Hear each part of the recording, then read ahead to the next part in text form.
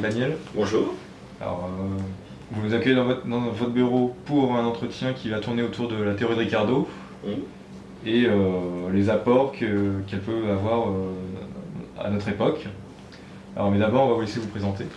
Donc, je suis Jean-Marc Daniel. Le bureau dans lequel je vous accueille est à l'ESCP, École supérieure de commerce de Paris, qui s'appelle l'ESCP Europe maintenant, et qui est une école qui a été créée par Jean-Baptiste C, qui est un des personnages qui apparaît chez Ricardo dès la préface de son principal livre, et donc qui est un des économistes contemporains de Ricardo. Alors justement, est-ce que vous pourriez nous parler un peu de la vie de Ricardo ?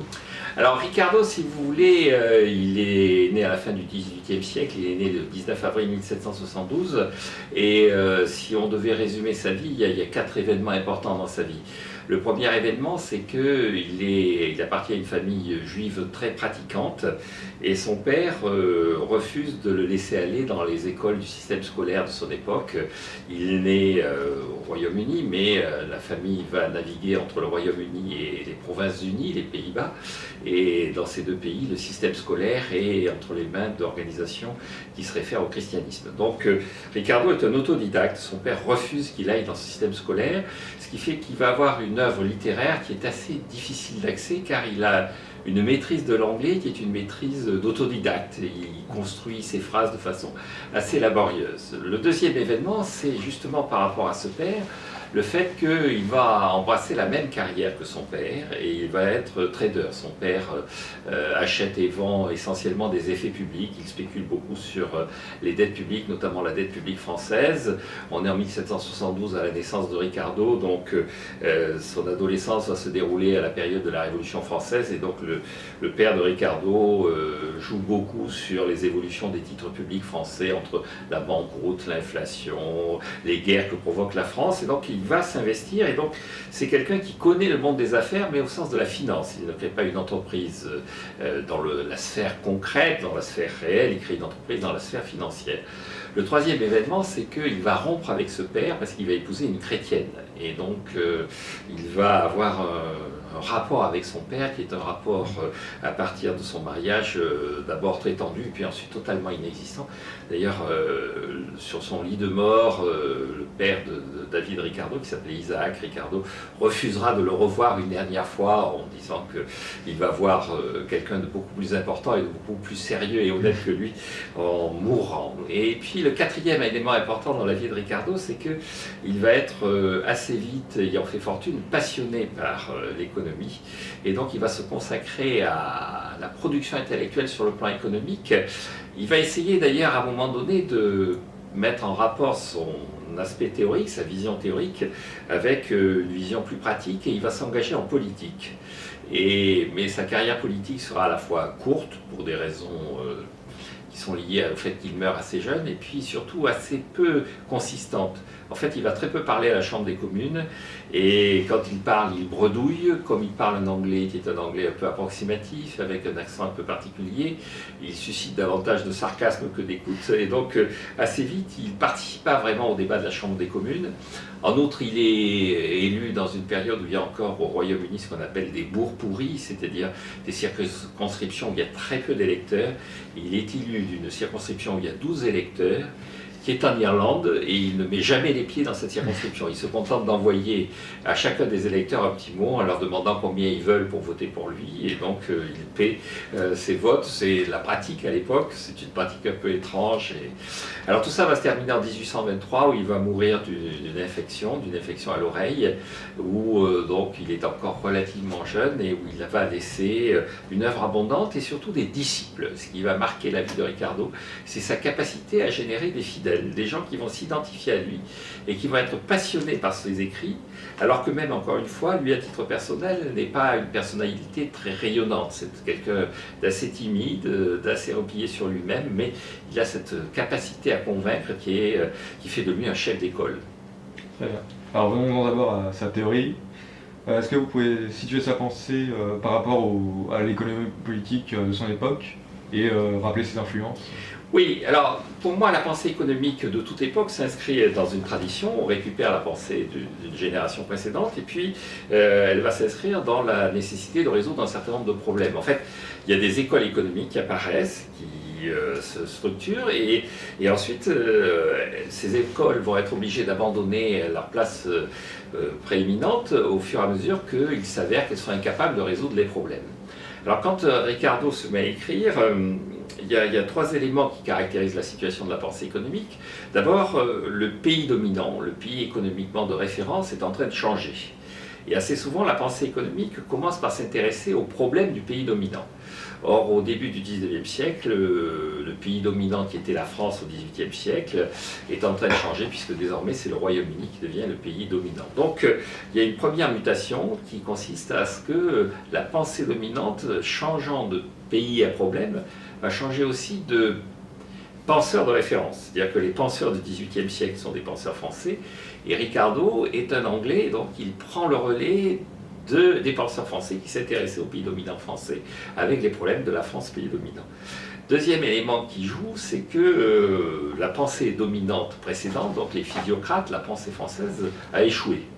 Son problème était de résoudre les difficultés de financement de l'État français, de résoudre le problème de la dette publique française. Ils avaient une solution qui n'était pas idiote, qui était de renforcer la croissance avec un outil qui était l'agriculture, donc ça c'était déjà moins pertinent. Mais il y avait un problème, la dette, une solution, la croissance, un outil, l'agriculture. Or, ils ont échoué. Et donc la question que se pose à la génération de Ricardo, c'est qu'est-ce qui, dans la façon d'aborder le problème par les physiocrates, n'a pas marché?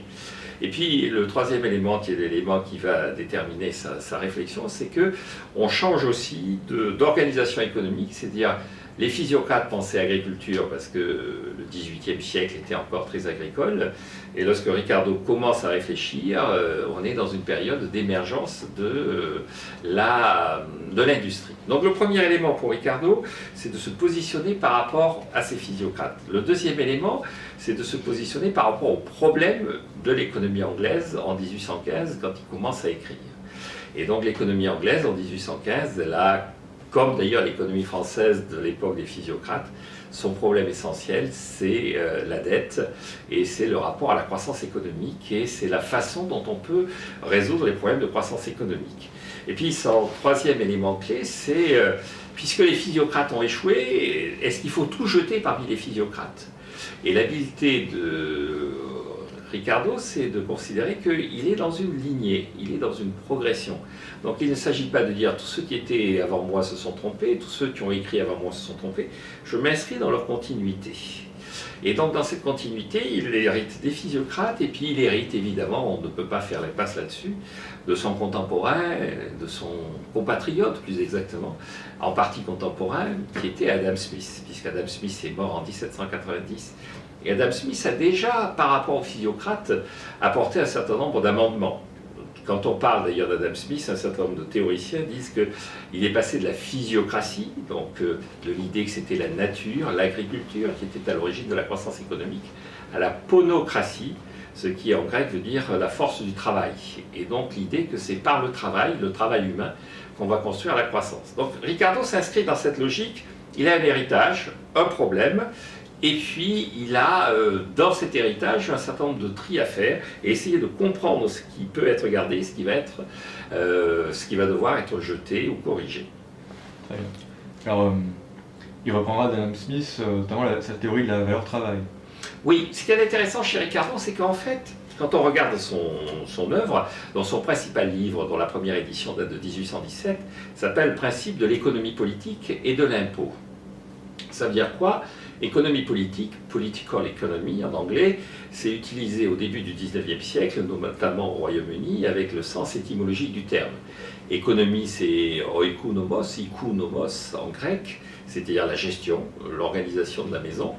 Politikon, appliqué à l'État. Et donc, ce principe de l'économie politique et de l'impôt, chez Ricardo, c'est comment utiliser la dépense publique, comment gérer l'État et sur quelle base de prélèvement on peut agir pour faire en sorte que l'économie se porte le mieux possible, que la richesse du pays soit la plus importante possible. Adam Smith, lui, il utilise dans son livre wealth, c'est-à-dire que Ricardo parle de political economy, alors qu'Adam Smith parle de wealth, de richesse. Et donc, il n'est pas exactement dans la même logique. Ce qui est important chez Ricardo, c'est qu'en fait, lui, il va véritablement faire une théorie de la wealth, de la richesse. Et par rapport à Adam Smith, il va à la fois être assez critique sur Adam Smith. Il ironise pas mal sur Adam Smith. En fait, Adam Smith, pour lui, c'est encore une fois, c'est un peu son rival. Et donc, il va dire plus de bien de Keynes et des physiocrates français que d'Adam Smith en tant que tel. Pourquoi est-ce qu'il récupère la valeur travail? Il le dit au début de son livre. Il dit que ce qui est important dans ce qui se passe en économie, c'est la répartition de la richesse et l'utilisation qui est faite ensuite de cette richesse. C'est-à-dire, il y a 3 groupes d'individus. Il y a les propriétaires qui sont rémunérés par ce qu'il appelle une rente, c'est-à-dire un loyer. Il y a les capitalistes, les gens qui détiennent l'outil de production, qui sont rémunérés par du profit. Et puis, il y a des salariés, il y a des travailleurs qui sont rémunérés par un salaire. Or, il dit, c'est là qu'est le nœud du problème, c'est comment chacune de ces catégories va utiliser la somme qu'elle reçoit. Or, dit-il, on a perdu beaucoup de temps en se posant des questions sur quelle était l'origine des prix et quel était l'impact de la quantité de monnaie sur les prix. Et donc, il dit, l'économie s'est perdue en raisonnant de façon beaucoup trop exclusive sur la monnaie, la quantité de monnaie. Est-ce qu'il faut avoir de l'or ou pas? Est-ce qu'il faut accumuler de l'or ou pas? Est-ce que c'est important d'être capable d'accumuler de l'or? Et il dit, je vais évacuer ça tout de suite. Les prix, c'est très facile. Les prix, c'est la quantité d'heures de travail qu'il y a dans chaque bien. Chaque prix correspond à la valeur d'un bien, et la valeur, elle va correspondre à l'effort nécessaire à la réalisation de ce bien. L'objectif de Ricardo, en fait, il le dit, c'est de schématiser un peu, puisqu'il dit il y a cette valeur travail, et puis il y a un texte célèbre où il dit quand je vais dans ma cave et que je bois un verre de Porto, ce verre de Porto, au fur et à mesure que le temps passe, il devient de meilleur en meilleur, sauf que de temps en temps, il y a une cuve qui devient du vinaigre. Or, dans les 2 cas, il n'y a pas eu de travail.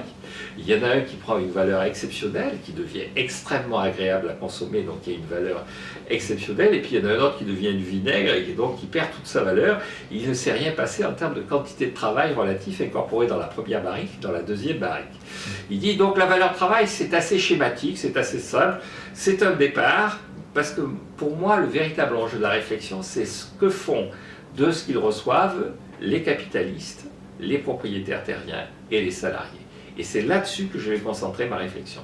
Ce qui est important dans cet apport, c'est qu'il y a la répartition et puis il y a une organisation. Et là, il rebondit sur une chose qui, à son avis, était passée inaperçue chez les physiocrates, qui est le fait que l'agriculture, c'est important. Effectivement, il part d'un schéma intellectuel où c'est l'agriculture qui est le lieu de production privilégié. Mais ce que les physiocrates n'ont pas vu, c'est les rendements décroissants.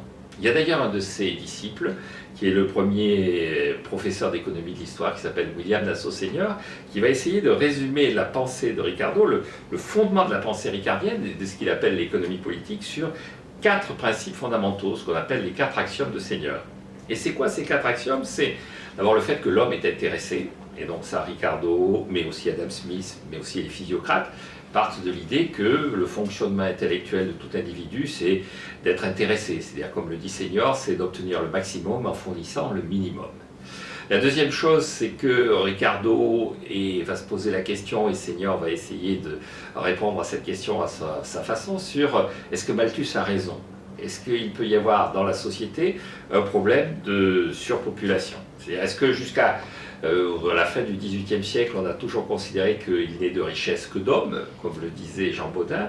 Est-ce qu'au contraire, il n'y a pas un moment où il y a trop d'hommes? Et en fait, Ricardo et ensuite Senior vont dire non. Sur le plan économique, non. Il peut y avoir trop d'hommes sur le plan social. D'ailleurs, Ricardo, dans un de ses textes, dit il y a encore pire que la solitude, c'est la promiscuité. C'est le fait d'être associé à des gens avec qui on n'a pas envie d'être. Mais sur le plan économique, ce n'est pas un problème. C'est un problème philosophique, social, c'est un problème de vie quotidienne, mais ce n'est pas un problème économique. Et puis il y a 2 éléments clés dans l'organisation économique. Il y a les rendements décroissants. C'est-à-dire que les terres sont de moins en moins efficaces au fur et à mesure qu'on les met en culture. Grosso modo, dit Ricardo, on commence par cultiver au Royaume-Uni le bassin de Londres, et puis au fur et à mesure que les besoins se font sentir, qu'il faut nourrir davantage de population, on va mettre en culture des terres au nord de l'Angleterre et au sud de l'Écosse, et on finit par mettre en culture des terres dans les Highlands irlandais qui rapportent très très peu, sur laquelle il est très difficile d'obtenir du blé, et donc il y a une espèce de rendement décroissant. Et puis en face de ça, il y a notre mécanisme qui est le progrès technique. Et Ricardo dit bien que la faiblesse des physiocrates, c'est de ne pas avoir vu cette espèce d'articulation de course-poursuite entre le progrès technique et les rendements décroissants. Et donc, il y a 3 groupes sociaux et il y a une situation économique objective dans laquelle il y a cette course entre le progrès technique et les rendements décroissants. Et donc, c'est ça qui va modifier le rapport de chaque groupe social aux revenus distribués, à l'avenir et à la croissance économique. Et la rente, pour Ricardo, a pour effet nocif de grignoter le profit. Oui, c'est ça. Alors, ce qu'il explique très bien, c'est que donc, la rente, donc, ça vient de to rent en anglais. To rent en anglais, ça veut dire louer, c'est donc un loyer. Donc la rente, c'est le revenu du propriétaire. Le profit, c'est le revenu du capitaliste. Et le salaire, c'est le revenu du travailleur. Et donc, il se pose la question de savoir comment, au fur et à mesure que la croissance se développe, cette croissance que réclament les physiocrates, comment ça va impacter ces différents modes de rémunération. C'est-à-dire, qui va être avantagé par la croissance économique si on l'opère dans un circuit fermé. Et donc, il dit que, en fait, s'il y a donc, une augmentation de la population, on a besoin de davantage de production, de davantage de blé. Quand on a besoin de davantage de blé, on va mettre en culture des terres qui sont des terres de plus en plus éloignées du bassin de Londres, donc on va cultiver les terres au fin fond de l'Écosse, et ces terres vont rapporter très peu de blé. Et donc, si on suppose que avec ce blé, on arrive à payer les salaires, à payer les salariés, et les travailleurs, on les paie au minimum, c'est-à-dire on les paie juste à ce qui leur permet de survivre, ce que Karl Marx appellera par la suite la reproduction de la force de travail. Donc on leur donne juste le minimum, et puis ce qui reste va se partager entre la rente et le profit. Et donc Ricardo va dire, en fait, la différence qu'il y a entre le capitaliste, le détenteur des outils de production, et le propriétaire terrien, qui va appeler le rentier, c'est que le capitaliste, lui, il a les mêmes outils de production partout, alors qu'encore une fois, le rentier, le propriétaire terrien, il y en a un qui a un terrain dans les Highlands et l'autre qui a un terrain dans le bassin de Londres. Et donc, si on donne la même chose aux salariés, si on donne la même chose aux capitalistes dans les Highlands que dans le bassin de Londres, comme on récupère beaucoup plus dans le bassin de Londres que dans les Highlands, ce qui reste pour le propriétaire terrien, c'est-à-dire la rente, va avoir tendance à être plus importante dans le bassin de Londres que dans les Highlands. En fait, ce qu'il va montrer, c'est qu'il y a 2 véritables différences dans les typologies. La première différence, c'est qu'il y a ceux qui sont en concurrence et ceux qui ne le sont pas. Et donc ceux qui sont en concurrence, c'est les salariés et les capitalistes. Et ceux qui ne le sont pas, ce sont les rentiers, les propriétaires terriens, parce qu'encore une fois, les Highlands ne sont pas le bassin de Londres, alors que l'ouvrier et le capitaliste en Écosse et à Londres sont exactement les mêmes.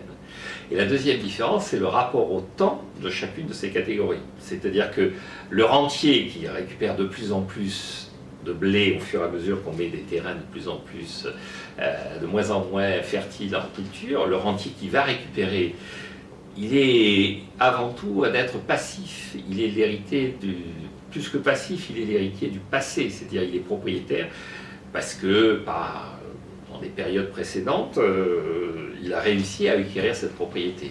Le salarié, lui, il est vécu comme étant assez peu imaginatif. Et là, Ricardo rejoint ce que dira par la suite Marx et ce que dira par la suite Keynes. On est salarié parce qu'on n'a pas la capacité de faire autre chose. C'est-à-dire qu'il a une vision alors moins méprisante pour les salariés que Keynes, mais assez quand même condescendante. Celui qui subit son destin n'est pas très intéressant sur le plan historique et social. Puis le capitaliste, qui est le plus entreprenant, qui porte le profit, lui, il est en concurrence en permanence avec lui-même, et donc il a du mal à dégager le profit qui lui permettra de préparer l'avenir. Si on pousse le raisonnement jusqu'au bout, on s'aperçoit qu'au fur et à mesure qu'on va de plus en plus loin dans les Highlands, le salarié, supposons que le salarié réclame 80 pour vivre, ou 100 pour être plus simple, 100 pour vivre, et il arrive une terre finale où on ne récupère sous forme de profit que 0,5, 1 sur on a une production totale de 100 ou de 101, et donc on récupère 101. on donne 100 aux salariés, il reste 1 comme profit. Et même si le rentier est généreux, il dit écoutez, bon, mais ça fait rien, dans les Highlands, je ne demande pas à être rémunéré, on a un profit très très faible. Et c'est ce profit très faible, le profit à la marge, dans le territoire le plus éloigné du bassin de Londres, donc qui est à la marge, qui va s'imposer partout, parce que ce capitaliste qui est dans les Highlands, eh bien, il va aller voir le propriétaire terrien qui est à Londres, et il va lui dire, écoutez, je gagne 1 dans les Highlands, si je gagne 2 chez vous, c'est pour moi un bénéfice. Sauf que dans le bassin de Londres, la terre, elle rapporte 150 ou 160, et donc le rentier, lui, récupère les 48 de différence. Et donc il dit bien, le personnage clé qui est le capitaliste, c'est lui qui, de toute façon, avec ce système, ce constat du rendement décroissant, c'est lui qui est le perdant. Le salarié, il subit son destin, le rentier, il empoche une rente de plus en plus importante, et le capitaliste, au fur et à mesure qu'on va dans les Highlands, il perd de plus en plus, alors que c'est lui qui est porteur de l'avenir. Et donc il dit ce système est un système qui doit être corrigé.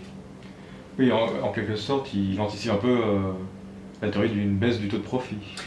Alors il anticipe clairement la baisse du taux de profit, c'est-à-dire il annonce que effectivement la croissance démographique, en obligeant à aller cultiver des terres de plus en plus lointaines et de moins en moins rentables, a comme conséquence de baisser le taux de profit et de conduire à une espèce de stagnation économique qui fait que comme il n'y a plus de profit, il n'y a plus d'investissement, et comme la solution à ce rendement décroissant, c'est le progrès technique, c'est donc l'investissement, c'est la capacité du capitaliste à préparer l'avenir, eh bien, on se trouve à ce moment-là bloqué dans une situation de stagnation, d'état stationnaire, comme le dira par la suite un de ses disciples qui est John Stuart Mill, et donc cet état stationnaire fait que, parce qu'il y a des rendements décroissants, la société est bloquée. Alors il y a une solution qui est de dire pourquoi est-ce qu'on a besoin d'aller mettre en culture les terrains dans les Highlands? Parce qu'on a besoin de blé. Et donc il dit la vraie question c'est est-ce qu'on a besoin d'avoir du blé britannique? Est-ce qu'on ne pourrait pas avoir du blé venu d'un autre territoire?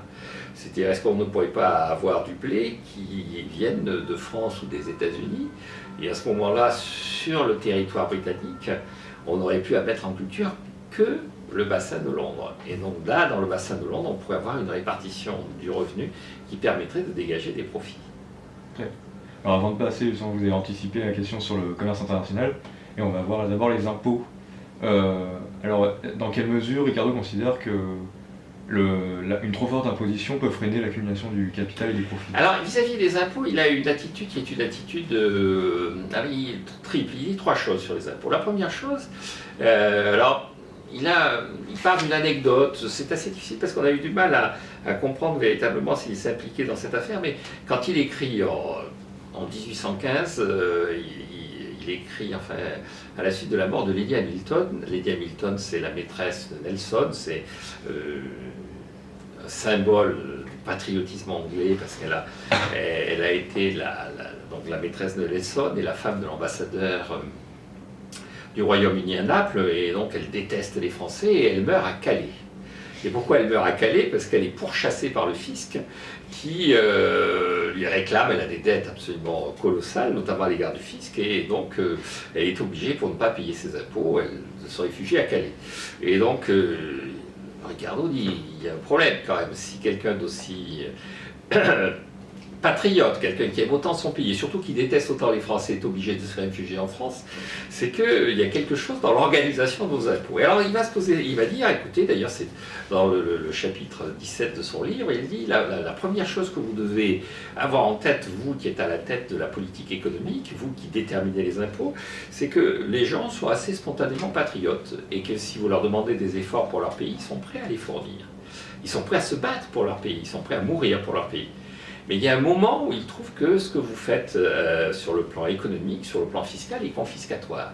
Et donc les gens qui fuient votre fiscalité ne constituent pas un problème, mais le révélateur de notre problème. Car le problème, c'est votre fiscalité. Et donc c'est assez moderne, puisqu'il serait là aujourd'hui, il n'arrête pas de dire que les gens qui sont à Bruxelles sont des résistants, et des victimes, et non pas des salauds et des égoïstes. La deuxième chose qu'il dit, c'est qu'il y a une équivalence entre l'impôt et l'emprunt.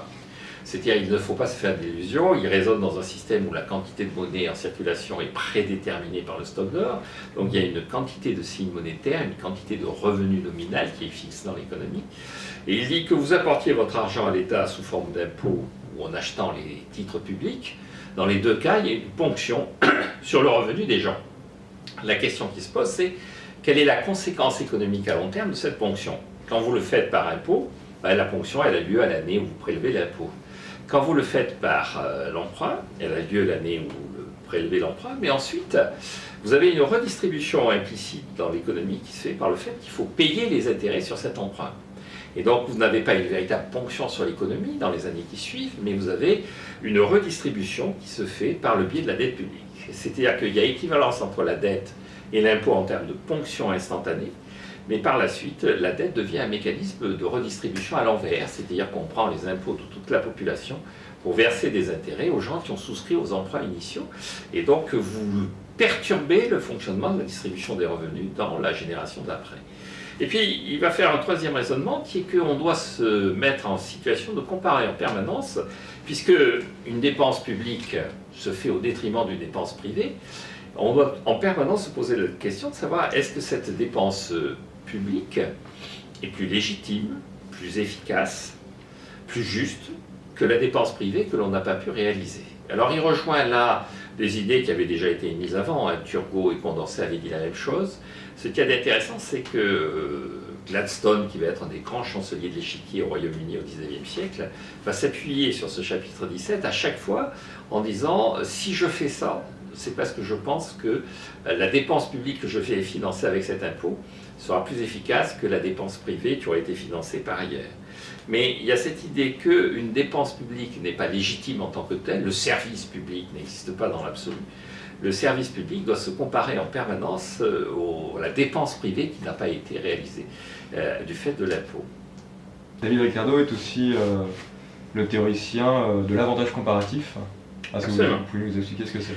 Alors l'avantage comparatif, là aussi, il s'inscrit par rapport à la théorie de Adam Smith. Adam Smith, dans La richesse des nations, théorise le commerce extérieur. Ce qui est intéressant, c'est qu'Adam Smith était fils de douanier et demi-frère de douanier, puisque son père, dans une union précédente, avait eu un fils qui était lui-même douanier.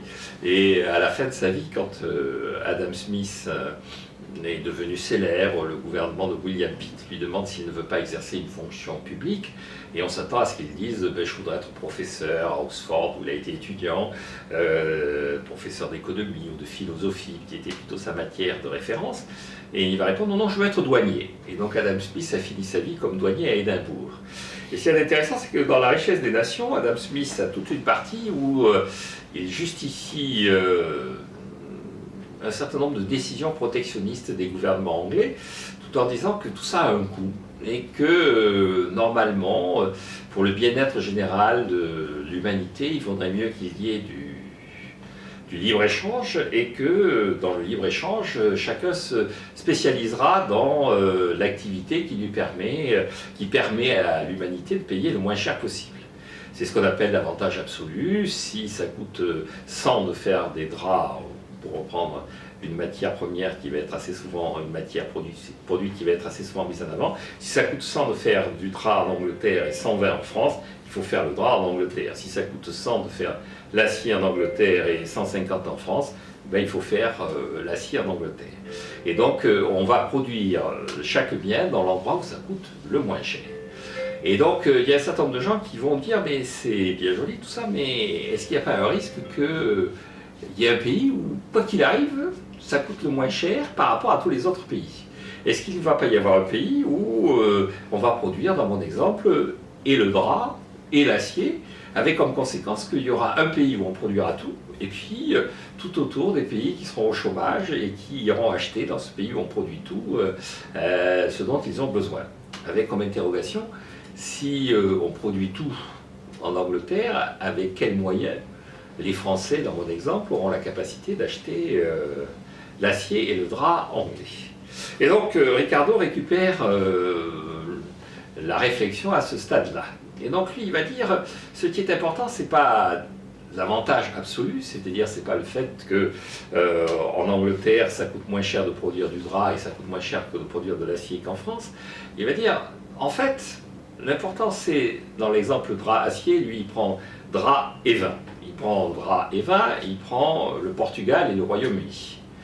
Et il dit, si on regarde, en fait, compte tenu du coût de la main-d'œuvre au Portugal, ça coûte moins cher de faire du drap, en fait du textile. Le drap, c'est un vieux mot français, mais en réalité, c'est pas du drap au sens de literie, c'est du drap au sens d'étoffe. Et donc, il dit, ça coûte moins cher, compte tenu de la main-d'œuvre au Portugal, de le faire au Portugal, aussi bien que le vin. On pourrait penser qu'il est naturel que le vin coûte moins cher au Portugal, compte tenu des raisons climatiques et tout ça, mais compte tenu, encore une fois, du coût de la main-d'œuvre, la production de textile est aussi moins chère au Portugal. Et donc, si on raisonnait, comme le dit Adam Smith, le Portugal ferait tout. On revoit bien que, d'abord, ce n'est pas le Portugal qui fait tout, et ensuite que l'efficacité industrielle elle est plutôt au Royaume-Uni. Et en fait, le Portugal va se spécialiser dans l'activité dans laquelle, véritablement, c'est très intéressant d'avoir une main-d'œuvre meilleur marché. C'est-à-dire, il va se spécialiser dans le vin, parce que le vin est favorisé par le climat, et puis du fait de cet élément climatique, c'est véritablement dans le vin que le coût relatif de la main-d'œuvre portugaise permet d'avoir le plus grand avantage. Et donc, en fait, ce qu'on va comparer, c'est au sein du Portugal, l'avantage que l'on va obtenir à faire plutôt du vin que plutôt du drap. Assez spontanément, dit-il, les producteurs portugais vont se dire, vu ce qu'est la nature, il faut faire du vin, même si c'est moins cher que de faire de l'étoffe qu'en Angleterre. Nous, notre avantage, c'est de faire du vin. C'est-à-dire que les producteurs portugais vont comparer au Portugal le coût relatif de la main-d'œuvre telle qu'elle est appliquée dans la production de drap et dans la production de vin. Et donc, il dit, l'enjeu, c'est pas ce qu'un pays est capable de faire, c'est au sein d'un pays ce qui revient le moins cher en termes de production secteur par secteur. Ce où, en comparant, on a un avantage comparatif. Ricardo est un grand défenseur du libre-échange et il a notamment participé au débat qui avait cours en Angleterre sur les corn laws. Alors, est-ce que vous pouvez nous rappeler ce que c'est? Oui, exactement. Oui, Ricardo est un grand défenseur du libre-échange et justement, il explique que quand on regarde cette spécialisation, cet avantage comparatif, donc il prend l'Angleterre et le Portugal parce que ce sont deux pays amis, mais en réalité, le véritable enjeu, c'est est-ce qu'il faut spécialiser l'Angleterre dans le drap, l'acier, l'industrie, et la France et les États-Unis dans l'agriculture, sachant que la France et les États-Unis sont les ennemis historiques du Royaume-Uni. Et donc en 1815, juste à la fin des guerres napoléoniennes, un débat commence au Royaume-Uni. Est-ce qu'il faut avoir une production autosuffisante, c'est-à-dire est-ce qu'il faut être capable de nourrir la population britannique avec le blé britannique, sachant que les rendements décroissants ont comme conséquence, on l'a vu tout à l'heure, normalement de mettre en culture les terres de moins en moins fertiles, ce qui accroît la rente et diminue le profit. Ou est-ce qu'il faut supprimer les droits de douane sur le blé, les corn laws, donc c'est les lois sur corn, c'est les céréales. Est-ce qu'il faut supprimer ces droits de douane, laisser entrer de blé à des prix relativement faibles venant de France et des États-Unis et spécialiser l'économie britannique dans l'acier et le textile? Alors, ce qui est intéressant dans le débat, c'est que il y a une composante politique. Les gens qui défendent le protectionnisme défendent à la fois l'emploi dans l'agriculture. Ils disent si on supprime les droits de douane, l'arrivée du blé français et américain va avoir comme conséquence de supprimer des emplois dans l'agriculture. Et puis ça a une composante politique, ça va rendre le Royaume-Uni dépendant, encore une fois, de deux pays qui sont les ennemis historiques du Royaume-Uni. En 1815, le Royaume-Uni vient de se débarrasser de Napoléon, mais on a oublié aussi qu'en 1812, les États-Unis et le Royaume-Uni avaient été en guerre, et donc ils viennent de signer un traité de paix avec les États-Unis, mais ils gardent une certaine méfiance à l'égard du gouvernement de Washington.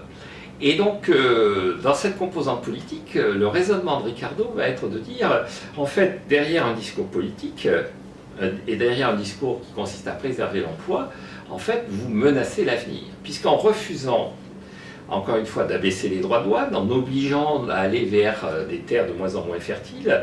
On réduit le profit. En réduisant le profit, on réduit la capacité de dépense des investisseurs, des capitalistes, des gens qui portent l'avenir. Et au nom de considérations politiques qui sont relativement compréhensibles, il ne nie pas qu'il faille se méfier des Américains et des Français, au nom de considérations politiques immédiates, vous menacez l'avenir. Et donc il va défendre l'idée de cette suppression des droits de douane, en disant simplement que les droits de douane aussi c'est une recette pour l'État, et donc ça doit être l'occasion non seulement d'une réflexion sur le profit, sur la rente, sur la préparation de l'avenir, mais aussi sur le financement de l'État. Donc il faut aborder le problème de façon globale et complète. C'est-à-dire qu'il n'y a pas que le problème des relations avec la France et les États-Unis, il y a un problème de rapport à l'avenir avec le statut du capitaliste. Il y a un problème de redistribution et de justice sociale avec une réflexion sur la fiscalité.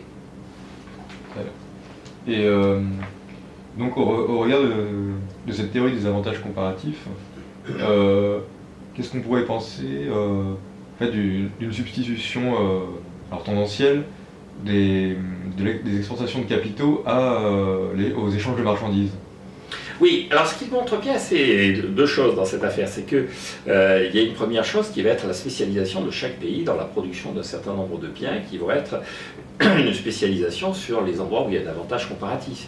Et ce qu'il y a d'intéressant d'ailleurs, c'est que le Royaume-Uni va être traditionnellement libre-échangiste, et on le voit encore aujourd'hui, puisque en 2015, la dernière mine de charbon a fermé au Royaume-Uni, alors que ça avait été la force de l'économie britannique, et avec une économie britannique qui est au plein emploi. C'est-à-dire que, à un moment donné, l'avantage comparatif anglais faisait que les Anglais devaient produire du charbon. C'était l'époque des Indes noires de Jules Verne, et puis progressivement, le charbon, l'énergie s'est déplacée vers à la fois d'autres types d'énergie et d'autres types de pays producteurs, et donc il a abandonné. Donc il y a une spécialisation qui est une spécialisation sous forme de spécialisation matériel de production.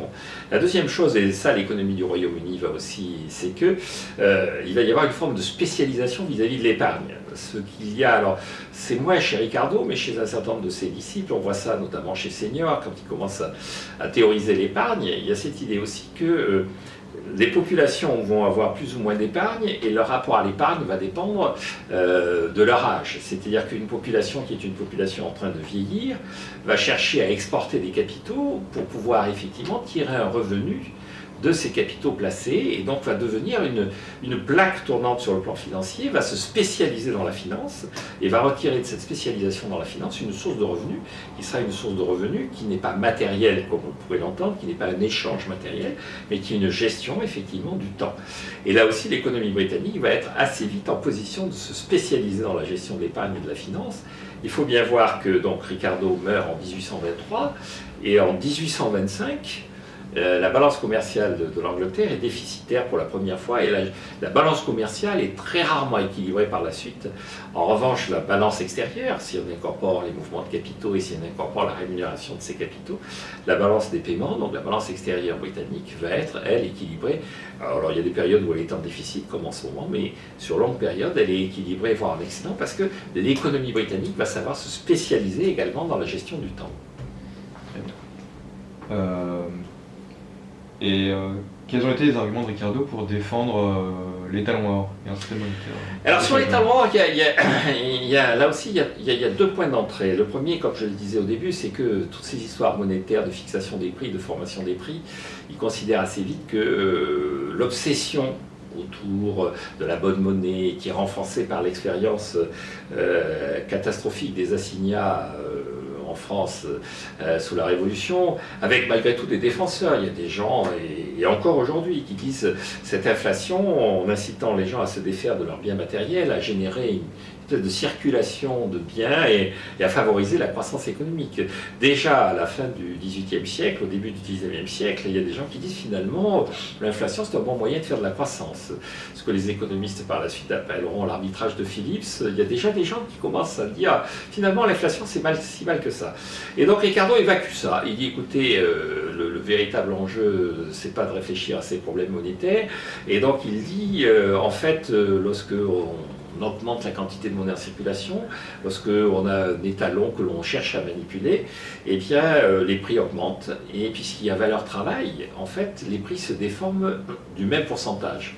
Si vous augmentez de 10% la quantité de monnaie en circulation, de façon arbitraire, en décidant que vous avez une monnaie qui n'est plus de l'or, mais qui est du papier, et vous augmentez de 10% la quantité de ce papier qui circule, eh bien la conséquence c'est que tous les prix augmentent de 10%. Alors il y a tout un débat qui a lieu au début du 19e siècle autour de ce qu'on va appeler effet Cantillon, effet Ricardo. Cantillon, c'est un économiste du XVIIIe siècle qui dit que, effectivement, quand on augmente la quantité de monnaie en circulation, les prix augmentent, mais ils n'augmentent pas tous du même pourcentage. Vous augmentez de 10% la quantité de monnaie en circulation, mais certains prix vont augmenter de 5% et d'autres de 20%. Et donc, en moyenne, les prix augmentent de 10%, mais tous n'augmentent pas de la même façon. Et donc, l'inflation a une vertu qui est une vertu de redistribution des cartes au travers de la modification des prix relatifs. Ricardo dit, ça ne marche pas comme ça. Les prix, ça répercute la valeur travail, ça représente la quantité d'heures de travail pour fabriquer un bien.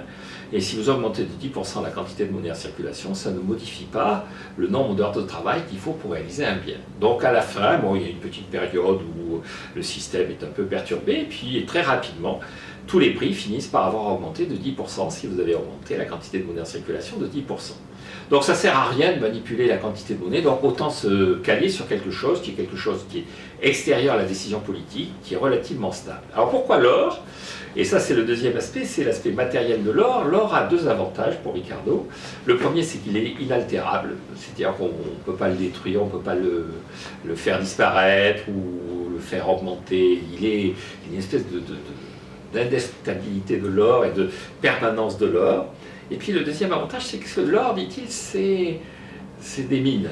Et l'origine de la croissance économique, c'est du charbon, beaucoup, et c'est des mines aussi. Et donc il dit, l'efficacité, ce progrès technique qui va permettre de contourner les rendements décroissants, qui va être porté par le capitaliste, il est de plus en plus incarné par la technique minière.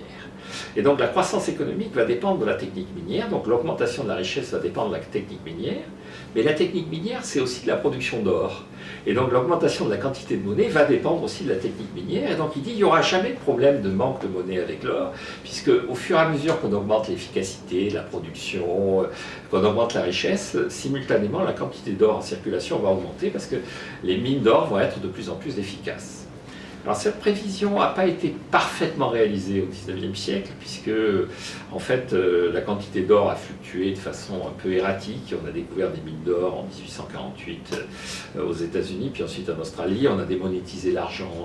Et donc les prix ont eu tendance à baisser au XIXe siècle, mais ça n'a pas impacté la croissance. C'est-à-dire que la croissance économique par tête en Europe au XIXe siècle a été à peu près celle du XXe siècle. C'était une période où au contraire là on s'est éloigné de l'étalon or et on s'est permis une multiplication des signes monétaires et de l'inflation. Très bien.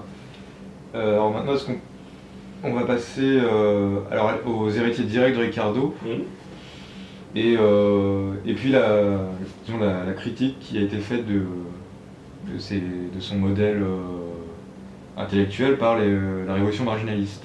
Oui, alors les héritiers directs de Ricardo, il y a trois cercles dans les héritiers directs. Il y a véritablement ses amis, les gens qu'il fréquente, qu'il côtoie, qui sont les gens qui vont diffuser sa pensée. Donc alors il y a James McCulloch, qui est un économiste qui va exprimer sa pensée sous la forme assez claire, parce que, comme je le disais au début, il est autodidacte, il a une maîtrise de l'anglais qui n'est pas approximative, mais qui est un peu laborieuse. Il a un style très laborieux. Et donc McCulloch va transformer la pensée de Ricardo en une pensée lisible et accessible un peu à tout un chacun. D'ailleurs, McCulloch va, dans la logique d'ailleurs de ce qu'avaient été les physiocrates, va chercher à mettre en contact l'opinion publique générale avec la pensée de Ricardo. Donc les physiocrates avaient créé un journal qui était les éphémérides du citoyen. Et donc McCulloch va s'entendre avec William Nassau Senior, qui est aussi un de ses disciples, un peu plus éloigné de lui que n'allait McCulloch, pour créer un journal. Et en 1842, le projet va déboucher sur la création d'un journal qui existe encore, qui est The Economist, et qui continue à défendre à peu près les idées de Ricardo, même si on ne défend plus le problème de la rente agricole agricole et de l'arbitrage entre les Highlands écossais et le bassin de Londres sur la production de blé, mais The Economist reste dans la lignée intellectuelle de Ricardo et des économistes classiques. Après, il y a James Mill, donc, qui est là aussi un esprit très, très encyclopédique, qui va d'ailleurs essayer de répercuter ça sur son fils, qui sera un autre disciple de Ricardo, le dernier de la lignée de ce qu'on appelle les économistes classiques, donc c'est le père de John Stuart Mill, et donc lui aussi va insister sur la nécessité de répandre la pensée, de diffuser la pensée. Puis alors, il y a un personnage dans les économistes directs qu'il connaît, qui est Thomas de Quincey. Thomas de Quincey est un écrivain qui va se faire connaître à la surface de la planète par un livre qui s'appelle Les Confessions d'un mangeur d'opium anglais, qui est un des livres les plus lus de la littérature anglaise, qui est à la fois un exemple de la littérature romantique et qui, très à la mode dans les années 1820-1830, raconte le contact avec l'opium de cet intellectuel, donc, et qui va expliquer qu'il a réussi à quitter la dépendance à l'opium en s'investissant dans la réflexion, l'analyse de la pensée de Ricardo. Et il va écrire un livre qui s'appelle Logic of Political Economy, qui va servir pendant très longtemps de référence sur le plan universitaire à la diffusion de la pensée de Ricardo. Donc ça, c'est le noyau dur. En France, Ricardo va avoir des rapports un peu compliqués avec Jean-Baptiste Say, et donc le personnage qui va véritablement diffuser la pensée de Ricardo, c'est le professeur au Collège de France qui succède à Jean-Baptiste Say, qui s'appelle Pellegrino Rossi. Et donc dans les deux grands pays de référence, la France et le Royaume-Uni, il y a l'enseignement diffuse la pensée de Ricardo. Pellegrino Rossi, en tant que professeur au Collège de France, va diffuser dans l'intelligentsia française cette pensée, et puis les amis proches de Ricardo. Alors après, le deuxième cercle, ce sont les gens que fréquente Ricardo, avec qui il a des débats, qui ne sont pas forcément ses amis, mais qui sont des gens avec qui il entretient une relation privilégiée. Alors, il y a un de ses amis, son grand ami, qui est Robert Malthus, avec qui il débat, mais qui ne pense pas exactement la même chose sur tous les sujets, en particulier sur l'histoire de la rente, du propriétaire terrien. Malthus considère que le propriétaire terrien, il ne faut pas le passer par pertes et profits, c'est-à-dire ce personnage qui se contente d'être propriétaire et qui ne prépare pas l'avenir, qui est uniquement issu du passé. Malthus rappelle que assez souvent il appartient à la noblesse anglaise et que la noblesse anglaise n'a pas démérité, elle a vaincu Napoléon, elle a eu un comportement digne, donc il ne faut pas la passer comme ça par pertes et profits. Et Malthus va être évidemment connu pour ses théories sur la population, il va être un des rares économistes dont le nom va devenir un nom commun, malthusien, ça va. Mais Malthus rejoint assez Ricardo dans l'analyse des rendements décroissants et dans cette réflexion autour de ce problème des rendements décroissants. Puis il y a William Nassau Senior qui va être donc le premier professeur d'économie de l'histoire dans une institution publique à Oxford en 1825 et qui va poser ces 4 axiomes qui sont le fondement de cette économie qu'on va qualifier d'économie classique. Alors après, il y a les disciples qui vont être assez loin de Ricardo, que Ricardo ne va pas connaître et que Ricardo n'aurait peut-être pas apprécié. Alors dans ces disciples, évidemment, ils sont allemands. Il y en a un qui est le vrai disciple de Ricardo, qui s'appelle von Thunen, qui est un personnage qui est un peu oublié aujourd'hui, qui est surtout rentré dans l'histoire de la pensée économique pour avoir été le premier à faire un calcul de dérivation dans un écrit économique. Il va chercher à trouver le salaire optimal. Ce salaire, il va essayer de se poser la question de savoir si le salaire minimal est le salaire optimal, puisque la logique de Ricardo, c'est de faire la différence entre la production maximale, celle que l'on obtient en allant chercher le blé dans les Highlands, et la production optimale, celle que l'on obtient, qui est moins importante, en acceptant l'idée d'importer du blé en Angleterre depuis la France ou les États-Unis. Et donc il va essayer de voir si sur le salaire, on ne peut pas faire la même différence entre l'optimalité et la maximalité ou la minimalité. Et donc il fait, pour arriver à l'optimalité, et il va calculer la dérivée. Et donc il est le premier à introduire un mécanisme de calcul. Et puis alors il y a le disciple qui est le disciple mondialement connu, qui est Karl Marx, qui va se définir comme étant un disciple de l'économie politique anglaise, qu'il connaît au travers ses conversations avec son ami Engels, et il va mouliner tout ça avec le socialisme à la française et la philosophie allemande. Ce que dit Marx, d'ailleurs, en tant que disciple de Ricardo, ce que l'on oublie assez souvent, c'est que Marx dit qu'il faut faire du libre-échange.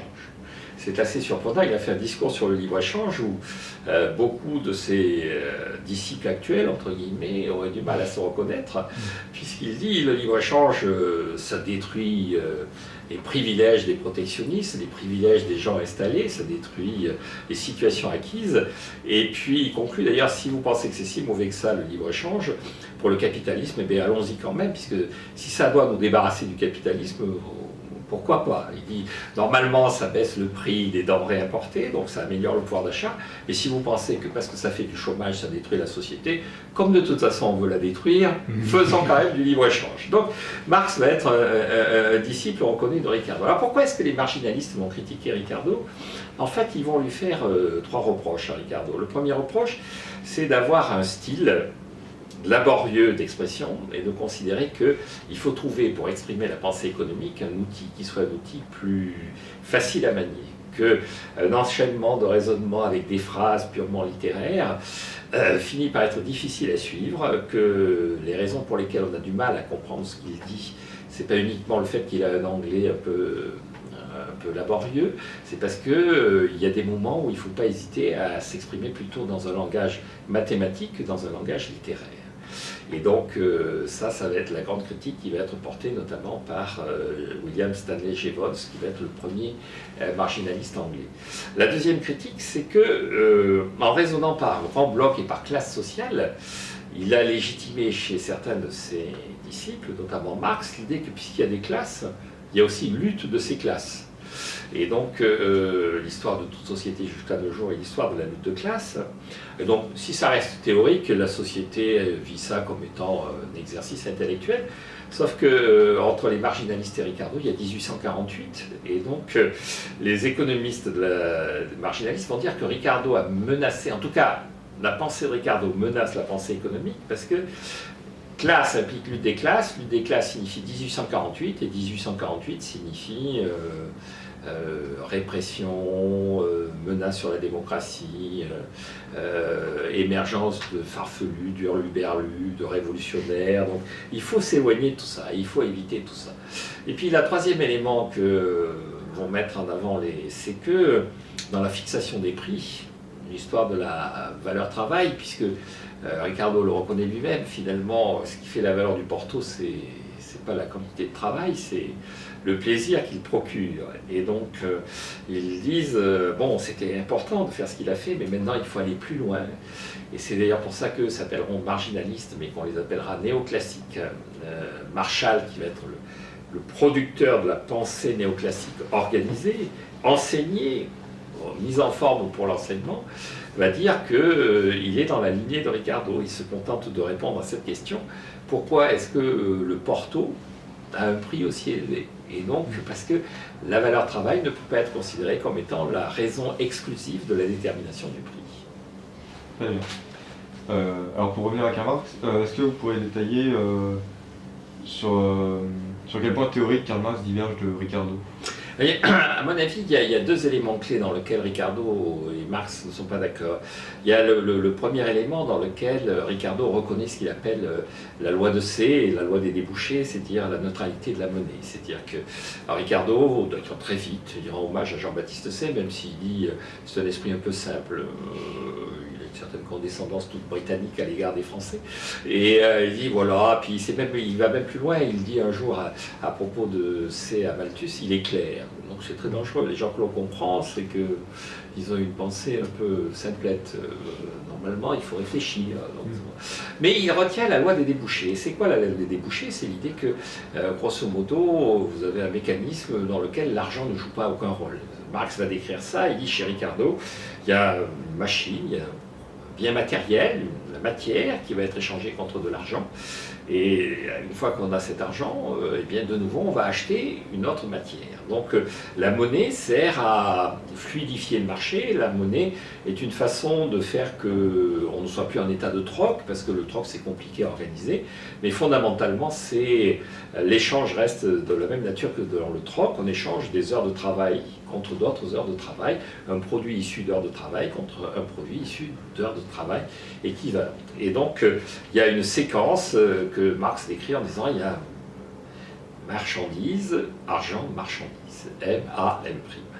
Et Marx ne dit pas du tout, il y a une espèce d'appétence particulière du capitaliste, de tout individu, pour accumuler de l'argent. Le capitaliste ne fait pas ce qu'il fait, ne s'excite pas comme il le fait pour accumuler des marchandises, échanger des marchandises, c'est qu'il a un rapport à l'argent, qui lui donne une propre valeur à l'argent. Pour lui, l'argent n'est pas neutre, il n'y a pas de neutralité de la monnaie.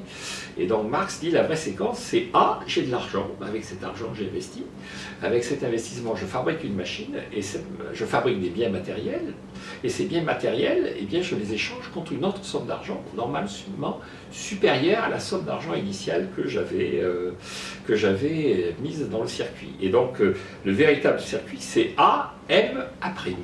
Le but du capitaliste, c'est d'accumuler de l'argent. Et donc cette cupidité, cette avidité du capitaliste donne sens à l'argent qu'il n'y a pas chez les classiques. La deuxième reproche, la deuxième critique que fait Marx vis-à-vis de Ricardo, c'est sur le chômage et l'armée de réserve du capital. C'est-à-dire que Ricardo considère que, grosso modo, si on laisse les salaires s'établir, si on les laisse se former librement, eh bien, il n'y aura pas de chômage, le salaire baissera tant qu'il y a du chômage. De toute façon, il y a un moment où le salaire ne pourra plus baisser parce qu'on atteindra le minimum vital, et à ce moment-là, les entreprises, si elles veulent trouver des gens pour travailler, seront obligées de payer ce minimum vital, et donc ce mécanisme de marché va établir un équilibre sur le marché du travail qui fait qu'il n'y aura pas de chômage. Et Marx dit, pas du tout, le rapport de force étant ce qu'il est, il va y avoir des situations dans lesquelles les attentes des salariés ne seront pas, enfin le minimum vital ne sera pas garanti par le système, et donc va arriver une armée de réserve du capital, une masse de gens qui seront au chômage quoi qu'il arrive.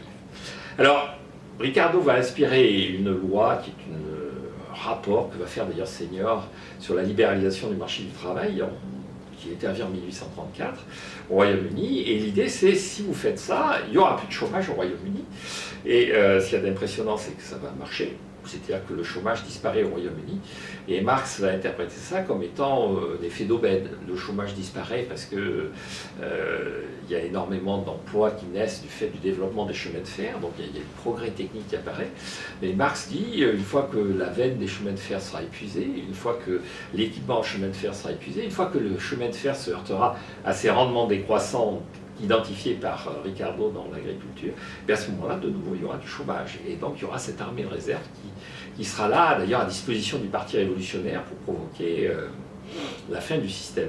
Ce qu'il y a d'intéressant chez Marx, c'est que par rapport à ces épigones actuels, il ne pose pas la question en termes d'inégalité. Il dit, le problème, ce n'est pas des inégalités, le problème, c'est de la lutte de classe. Le système ne doit pas être corrigé par une réduction des inégalités et par une redistribution. L'enjeu de la redistribution n'est pas un enjeu pour Marx. Ce qui est important, c'est l'enjeu du déterminisme historique qui fait que le capitalisme ne peut être qu'un point de passage de l'histoire. Il y a eu donc, comme vous le dites, une révolution marginaliste qui a un peu enterré les conceptions de Ricardo. Mais au début des années 20, il y a un économiste italien qui a voulu renouveler l'analyse ricardienne, qui s'appelle Piero Sraffa. Est-ce que vous pouvez nous rapporter ça? Oui, alors les marginalistes, en fait, ils n'enterrent pas véritablement Ricardo. Ils récupèrent chez Ricardo le libre-échange, même si les gens comme Edgeworth, qui est le professeur à Oxford, qui est l'héritier de Senior et qui est le contemporain de Marshall, se pose la question de savoir si le libre-échange est aussi efficace que le dit Ricardo. C'est-à-dire qu'au moment où les marginalistes écrivent, les pays qui montent en puissance, qui sont le Japon, les États-Unis, l'Allemagne, sont des pays qui axent leur développement économique sur le protectionnisme. Et donc il y a un débat, est-ce que véritablement le libre-échange est le meilleur moyen d'organiser l'économie, ou est-ce que le succès que remportent ces pays ne justifierait pas le protectionnisme? Alors, sachant que les États-Unis sont dans une situation un peu particulière, ils n'importent pas de marchandises, et pour substituer à ça, ils apportent des hommes, c'est-à-dire ce qui circule, c'est plus les marchandises, c'est plus les capitaux, ce sont les hommes qui arrivent chez eux. Donc, mais globalement, les marginalistes récupèrent plutôt l'idée que le libre-échange est plus efficace, l'idée qu'il y a équivalence entre l'impôt et le déficit, la dette, donc ça ne sert à rien de faire de la dette publique, et ils récupèrent aussi cette idée des rendements décroissants. Alors les rendements décroissants, ils n'expriment pas, en parlant de rendements décroissants, ils disent que le coût marginal est croissant. Et donc ils construisent toute leur théorie sur un coût marginal croissant qui va donner lieu à l'équilibre de marché grâce à une offre qui, de ce fait, est exprimée par une courbe d'offres qui elle-même est croissante. Donc ils récupèrent un certain nombre de choses, mais c'est vrai qu'ils ont abandonné chez Ricardo la segmentation en groupes sociaux, en classes sociales. Ils ont abandonné la valeur travail et ils ont une vision de la monnaie qui est une vision de la monnaie moins centrée sur les talons or. Ils commencent à sentir le rôle du crédit, et puis il y a des gens comme Wicksell qui commencent à les secouer un peu autour du crédit. Alors Sraffa, c'est qui? Sraffa, en fait, comme son nom l'indique, il est italien, et puis dans les années 20, il est de gauche, d'une gauche, on ne sait pas très bien il appartient à l'aile gauche du Parti socialiste italien, il a des doutes sur ce qui se passe en Union soviétique, et en tout cas, ces doutes, l'autorité fasciste n'en tient pas compte, en tout cas elle n'a rien à faire, et il est obligé de s'exiler, il va s'installer au Royaume-Uni, et au Royaume-Uni, il s'installe au Trinity College, où enseigne également Keynes. Donc il va se lier avec Keynes et il va se révéler un professeur assez médiocre, un personnage assez solitaire en fait. Bon, et Keynes va lui confier une mission, c'est de rééditer les œuvres complètes de Ricardo. Alors chez Keynes c'est assez ambigu puisque Keynes dans la théorie générale dit que Ricardo s'est emparé de l'esprit anglais au XIXe siècle comme Torquemada s'était emparé de l'Espagne sous Philippe II. Et donc Torquemada n'est pas une référence éminemment positive, hein, c'est le grand inquisiteur. Donc Keynes a un rapport à Ricardo qui est assez irrévérencieux. Et donc, en fait, Sraffa se plonge dans les œuvres complètes de Ricardo, et en particulier dans sa correspondance, qui va prendre un temps incroyable, puisqu'à l'époque, tout échange se fait par écrit.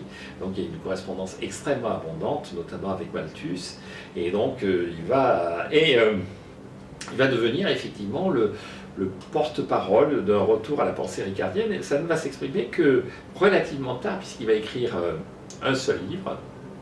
Et ce livre, il est écrit dans le cadre d'un débat qui se nourrit entre les keynésiens anglais et les keynésiens américains dans les années 50, ce qu'on appelle la querelle des deux Cambridge. Et donc il y a Joan Robinson, qui est une disciple de Keynes, qui est en débat avec Robert Solow et Paul Samuelson, qui sont deux grands économistes américains très célèbres, qui vont avoir le prix Nobel d'économie. Et Joan Robinson va aller chercher Sraffa, qui a connu personnellement Keynes, qui a été proche de Keynes, pour qu'il la défende. Et Sraffa ne va pas adopter un point de vue strictement keynésien, lui ce qu'il connaît c'est Ricardo. Et il va publier un petit livre qui va réhabiliter l'idée de Ricardo, et notamment cette idée que c'est les marchandises qui créent des marchandises, que c'est le travail qui est derrière toute création de richesse, et que si on veut décrire une économie, il faut analyser systématiquement où sont les flux de travail et où sont les quantités d'heures de travail qui sont mobilisées, et si on veut comprendre ce qu'est un taux d'intérêt et un taux de profit, il faut absolument analyser comment une partie des heures de travail sont consacrées à rémunérer le travail, une autre partie est consacrée à rémunérer le capital. En fait, ce qui va tirer comme conclusion, c'est une conclusion assez intéressante, c'est qu'en fait, il est très difficile de mesurer le capital. C'est-à-dire qu'en général, on mesure le capital en additionnant des objets, des machines. Ça, il dit très difficile à mesurer, et on mesure le capital par son rendement, et il dit, en fait, là aussi, c'est très difficile à mesurer. Et il va arriver à la conclusion que la seule façon objective de mesurer le capital, ce serait d'être dans une situation où il y a une seule forme de capital, il y a un seul bien produit. Et donc, alors c'est toujours d'actualité en fait, parce que quand on veut mettre un impôt sur le capital, il faut le mesurer. Quand on veut fixer le taux de ce capital, il faut mesurer son rendement. Et ce que dit SRAFA, c'est qu'on ne sait pas. On ne sait ni mesurer ce capital, ni mesurer son rendement. Et donc, alors c'est un texte qui est très court, et qui est la pure logique des heures de travail accumulées par Ricardo, avec des mathématiques assez élaborées, même si c'est du calcul matriciel, hein, c'est pas non plus du calcul différentiel très très développé. Mais ce qui est intéressant, c'est qu'il va légitimer un combat entre des keynésiens, parce que Samuelson et Solow se réclament de Keynes, Robinson est la disciple favorite de Keynes, au travers des œuvres de Ricardo. Depuis SRAFA et puis ces combats entre keynésiens, en fait, il y a eu un retour vers Ricardo au travers de ce qu'on a appelé la nouvelle macroéconomie classique, qu'il ne faut pas confondre avec la macroéconomie néoclassique. La nouvelle macroéconomie classique, ce sont des économistes américains, puisque au XVIIIe siècle, la puissance dominante, c'est la France, les économistes sont français. Ricardo, il est anglais dans une puissance dominante qui est le Royaume-Uni, et maintenant, l'économie tourne autour des facultés et des universités américaines. Et ces économistes américains vont essayer de critiquer le keynésianisme en revenant à Ricardo et en considérant au départ qu'il y a ce qu'on appelle équivalence ricardienne. Le personnage qui va lancer ça, c'est Robert Barreau, et il va repartir de cette idée que lorsque l'État s'endette, qui est quand même un des points clés du keynésianisme, c'est-à-dire la capacité à relancer l'activité économique par le déficit budgétaire, Robert Barreau va, s'appuyant sur Ricardo, dire qu'en réalité, il y a cet effet de substitution, cet effet d'éviction qui fait que, en augmentant la dépense publique grâce à l'emprunt, en fait, on baisse la dépense privée. Alors, chez Ricardo, encore une fois, si vous augmentez la dépense publique, vous faites un prélèvement sur le revenu des ménages, soit sous forme d'impôt, et ça c'est assez évident, soit sous forme d'emprunt, parce qu'ils achètent les titres publics, et donc cet argent qu'ils ont apporté à l'État, ils reçoivent en échange des titres publics, mais cet argent, ils ne peuvent pas le dépenser, ils ont épargné. Et donc, Robert Barreau dit l'augmentation de la dépense publique se traduit normalement par une augmentation soit des impôts, soit du taux d'épargne. Et donc les keynésiens disent mais pas du tout, parce qu'il suffit de financer le déficit budgétaire, non pas par l'épargne, mais par de la création de monnaie. On fait tourner la planche à billets, ce qui sur le plan monétaire consiste à demander aux banques d'acheter les titres publics, et puis si on se débrouille bien, suivant l'organisation de la Banque centrale, tout ça se termine dans les caisses de la Banque centrale. À ce moment-là, ça devient du quantitative easing, et donc ça prend une forme de noblesse intellectuelle. Ce que dit Robert Barreau, c'est que même dans ces cas-là, le taux d'épargne des ménages augmente, même quand c'est les banques qui achètent les emprunts d'État, et même quand ils créent de la monnaie. En fait, il y a un mécanisme d'anticipation rationnelle qui fait que les ménages finissent par se dire que au bout du bout, il faudra bien quelque part rembourser cette dette qui s'accumule. Et donc, cette dette, même souscrite par les banques, finira par devenir de l'impôt. Et donc, il vaut mieux mettre de côté, sous forme d'épargne, de quoi faire face à la prochaine politique d'austérité, à la prochaine vague d'augmentation des impôts. Et donc, Robert Barreau va relancer cette idée ricardienne que chaque fois qu'on augmente la dépense publique, on diminue la dépense privée, soit par une ponction sous forme d'impôt, soit par une augmentation du taux d'épargne, que ce soit par souscription des bons du Trésor, ou que ce soit par anticipation des impôts à venir qui vous obligent à préparer sous forme d'épargne la vague d'austérité future. Et donc, il y a cette idée que la politique budgétaire ne peut pas marcher, ne peut pas être efficace, parce qu'elle se contente de substituer, de faire un effet d'éviction dans lequel la dépense publique remplace la dépense privée. Et donc, sa seule légitimité, on en revient à ce que disait Ricardo, c'est est-ce que cette dépense publique, sur le plan de la préparation de l'avenir, sur le plan du bien-être, sur le plan du service rendu, dans son contenu, est plus importante et plus efficace que la dépense privée. Mais en termes d'évolution de la quantité distribuée, en termes d'évolution de la demande, il y a équivalence entre les deux. Alors, en faisant ça, Robert Barrault a remis en avant donc, les idées de Ricardo et on recommence à mettre en avant et à se repencher vers les thèses de Ricardo. Il y a un domaine dans lequel il avait toujours été assez présent et sur lequel on insiste de plus en plus, c'est la défense du libre-échange. Et donc, les organisations internationales qui défendent le libre-échange mettent toujours en avant cette notion d'avantage comparatif, c'est cette nécessité, effectivement, de spécialiser les économies dans le secteur sur lequel elles sont de plus en plus efficaces. Et puis, on voit apparaître, là aussi, aux États-Unis, des gens qui critiquent le keynésianisme, en ce sens que le keynésianisme a théorisé plus ou moins l'inflation et disent que l'inflation, non seulement il n'y a pas d'arbitrage de Phillips, c'est-à-dire que l'inflation ne permet pas de réduire le chômage, mais en plus il n'y a pas d'effet cantillon, c'est-à-dire qu'à la fin des fins, c'est quand même le coût marginal, c'est quand même les facteurs de production essentiels qui vont déterminer le prix, et donc l'inflation ça devient juste un effet Ricardo, c'est-à-dire que ça déforme tous les prix, et donc le seul rôle de l'inflation c'est d'effacer les dettes. Et donc la question que l'on doit se poser, c'est quelle est la légitimité de ces dettes que l'on efface ainsi par la perte de pouvoir d'achat.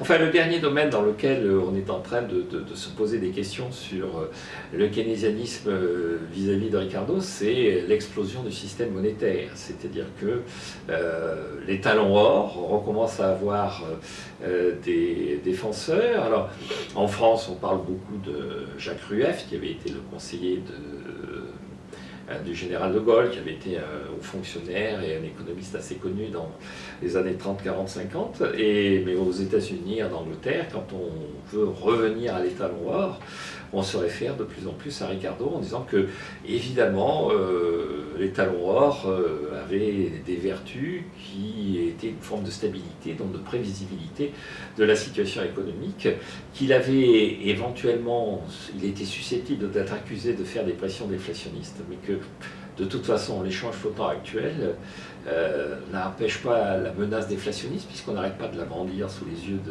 du public et des banques centrales, donc ce n'est pas l'étalon or qui peut être accusé. En revanche, l'étalon or aurait garanti une forme de stabilité dans les échanges, et donc une forme de prévisibilité qui est toujours bonne à l'investissement. Donc Ricardo fait une espèce de retour sur l'équivalence ricardienne sur les finances publiques, l'effet Ricardo, effet Cantillon, l'inutilité de l'inflation et la nécessité d'avoir un système monétaire stable, sachant que sur le libre-échange, Ricardo a toujours été, quand on regarde les théories, l'indépassable défenseur du libre-échange, et fondamentalement, même dans les périodes les plus protectionnistes, les hommes politiques ont honte de faire du protectionnisme. Et donc quand ils font du protectionnisme, ils disent c'est parce que nos concurrents sont déloyaux. Mais la théorisation du protectionnisme, et ça c'est peut-être la victoire générale et posthume de Ricardo, à part quelques groupes extrémistes très clairement identifiés, le protectionnisme reste encore quelque chose qui est vécu comme étant une aberration économique. D'accord. Alors dans un de vos derniers livres, vous faites une comparaison entre le modèle économique anglais, donc d'inspiration ricardienne, et un modèle américain qui n'est pas libéral mais keynésien. Est-ce que vous pourriez développer Oui, je considère qu'effectivement les Anglais, en fait, on a coutume d'assimiler les révolutions qui ont eu lieu à la fin des années 70 à une sorte de retour du libéralisme et de considérer que Reagan et Thatcher c'est la même chose. Or, Reagan et Thatcher ce n'est pas la même chose. Dans les deux cas, il s'agissait de se débarrasser de l'inflation et donc les politiques monétaires qui ont été suivies ont été dans les deux cas très très restrictives pour effectivement mettre un terme à cet héritage inéluctable du keynésianisme qui était l'inflation.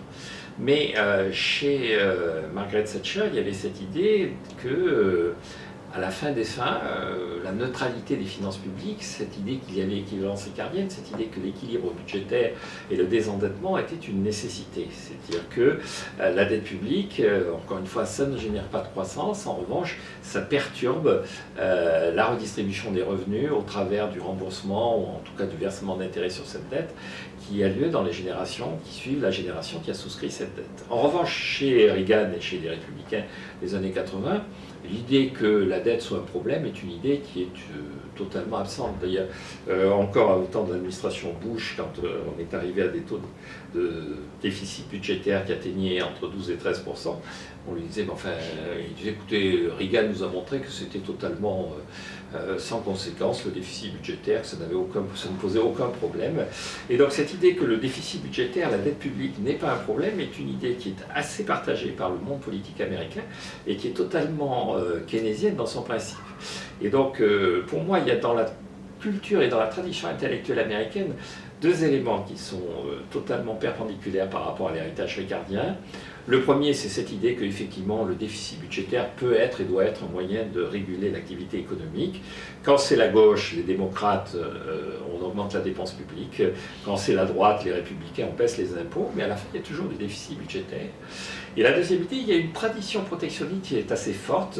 Et donc, même si encore une fois, ce protectionnisme n'est pas directement assumé, de temps en temps il est. D'ailleurs, on le voit à l'heure actuelle dans la campagne américaine, au travers d'un certain nombre de candidats qui se réclament ouvertement du protectionnisme. Mais il y a une tradition assez forte, notamment chez les républicains, qui est issue de Grant et de McKinley.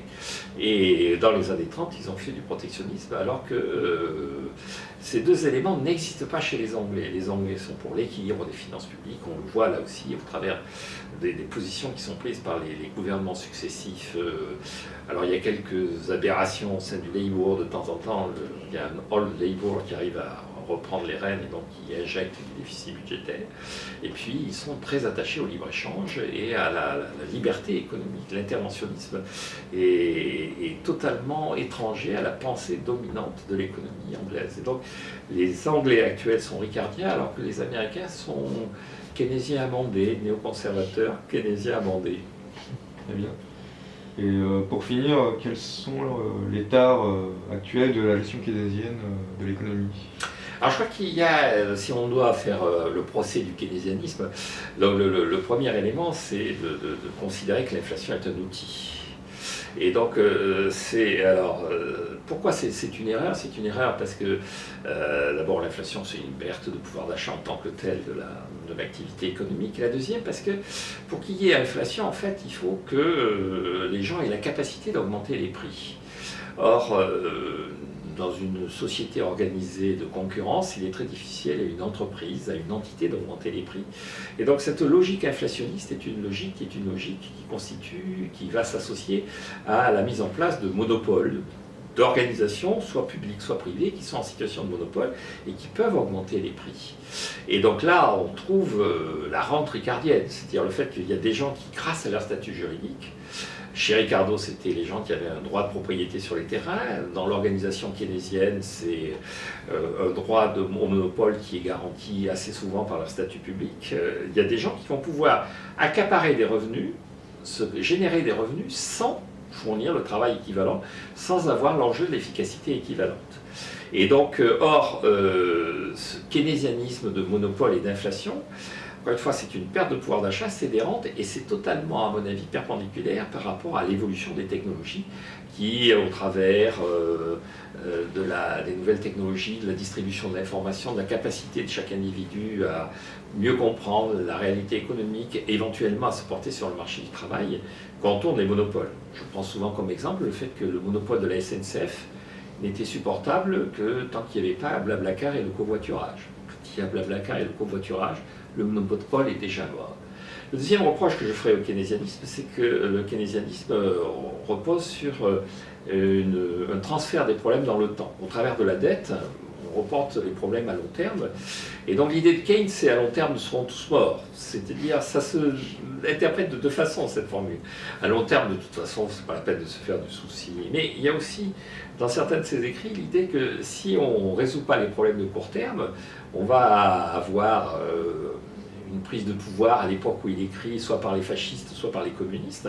Et à ce moment-là, notre société sera morte. C'est-à-dire que si on passe son temps à dire il faut davantage, donc il répond dans un texte à un de ses rivaux économiques qui est Jan Tinbergen, qui a été le premier prix Nobel d'économie de l'histoire. Et Tinbergen dit le rôle de l'homme politique, c'est la prochaine élection, le rôle de l'économiste, c'est la prochaine génération. Et Keynes dit c'est idiot, parce que si dans la prochaine génération c'est les communistes qui sont au pouvoir, de toute façon vous aurez tout perdu. Donc il ne faut pas négliger le court terme. Et comment il fait pour résoudre les problèmes du court terme? En transférant ces problèmes sur le long terme, justement au travers de la dette. Sauf que ça n'a de sens que si effectivement on utilise ce temps gagné pour résoudre les problèmes. Or, la pratique keynésienne que nous avons connue s'est traduite par une accumulation de dettes et pas davantage de croissance, pas davantage de problèmes résolus. Et donc, on a utilisé cette facilité sans en avoir les bénéfices. Et je pense que la troisième critique que l'on doit faire du keynésianisme, c'est de considérer que, d'une certaine façon, l'État, quelque part, est détenteur d'un savoir que n'a pas le marché. L'État est là pour corriger le marché, c'est-à-dire qu'on en revient à l'arbitrage entre dépenses publiques et dépenses privées. Quelque part dans le keynésianisme, même si Keynes à un moment donné pousse la logique jusqu'à son terme en disant mais c'est pas grave qu'il fasse des trous dans la pelouse et puis ensuite qu'il les rebouche, l'important c'est qu'il soit une occupation, l'important qu'il y ait une espèce de distribution de revenus. Mais fondamentalement, il explique quand même qu'il y a des choses que l'État doit prendre en charge et que si l'État a une mission, c'est parce qu'il est porteur de l'avenir au travers d'investissements que le secteur privé n'est pas capable de faire et que lui, il va faire porter par sa dette publique. Or, l'expérience montre que l'État n'est pas plus sage que le privé. La différence étant que quand le privé se trompe, il fait faillite. Quand un fonctionnaire se trompe, il est promu.